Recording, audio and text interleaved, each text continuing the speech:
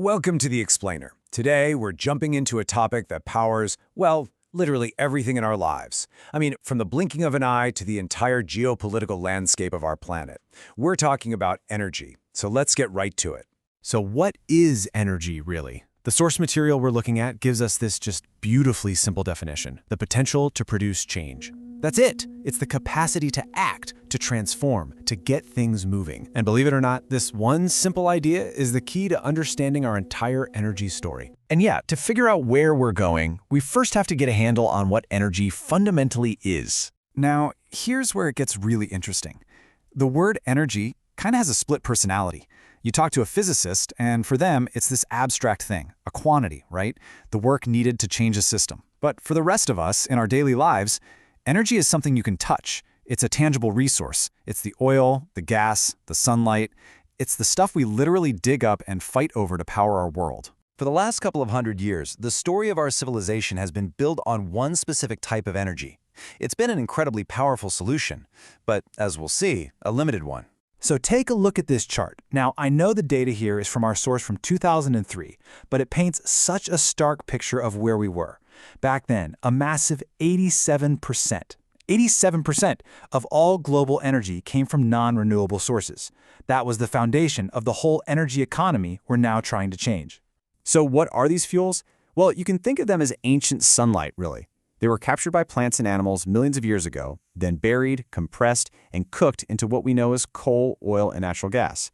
I mean, this stuff fueled the entire Industrial Revolution. It became the lifeblood of our modern industrial world. And our cleverness in using them is pretty amazing.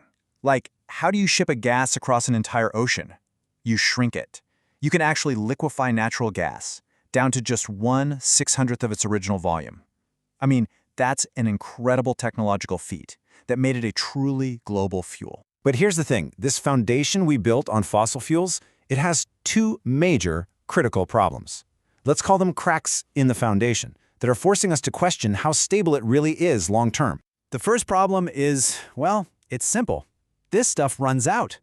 According to the projections in our source material, the clock was already ticking.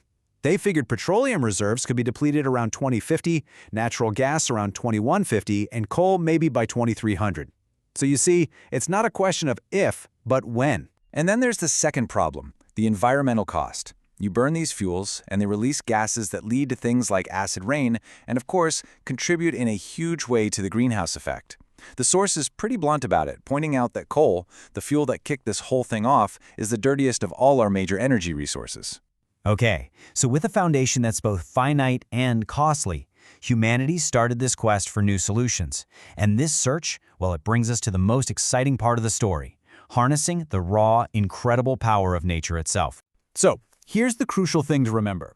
Our modern world runs on electricity. It's just so versatile, right? We can make it from almost anything, and we can use it for almost anything. So the hunt for new energy sources is really a hunt for better, cleaner ways to generate electricity. And this right here, this is the beautiful, simple machine at the heart of it all. It doesn't matter what the source is, steam from burning coal, the force of a river, the push of the wind, the goal is always the same: spin a turbine. That spinning motion turns a magnet inside a coil of wire and, like magic, that movement creates electricity. It's an amazing principle. This all leaves us with two very different paths forward. There's the non-renewable path we've been on, which we know has an end date, and then there's the renewable path, using sources like the sun, the wind, and water that, for all practical purposes, are never going to run out. So first up, the ultimate power source, the sun. And get this, in just 1 year, our star sends more energy to Earth than is locked away in every last drop of oil, every chunk of coal, and every pocket of natural gas combined. Just think about that for a second. Next, you've got wind power, which is really just a different form of solar energy when you think about it. The sun heats our atmosphere, that creates pressure differences, and that's what drives the wind. Our source calls it one of the most promising renewables because it's so safe and clean. Then we have the old veteran of the group, hydroelectric power. Harnessing the force of rivers isn't a new idea at all, and it's already a giant in the energy world. It generates a full 20% of all the electricity on the planet. And the innovation is happening everywhere you look. We're tapping into the planet's own internal heat with geothermal. We're using the moon's gravity with tidal power. We're literally growing our own fuel with biofuels. And we're even exploring hydrogen, a fuel so clean that when you use it, The only thing that comes out is water. All of this explosion of new options, it brings us to right now, to this critical moment, this crossroads, where we have to decide which path we're going to take. One of the most powerful and, let's be honest, controversial options is nuclear power. At the time this source was published, there were 436 nuclear plants operating around the world. It provides a tremendous amount of power without burning any fossil fuels. But since it relies on uranium, it's technically non-renewable, and it comes with some very serious debates about safety and what to do with the waste long-term. And this really gets to the heart of the matter. The source puts it perfectly.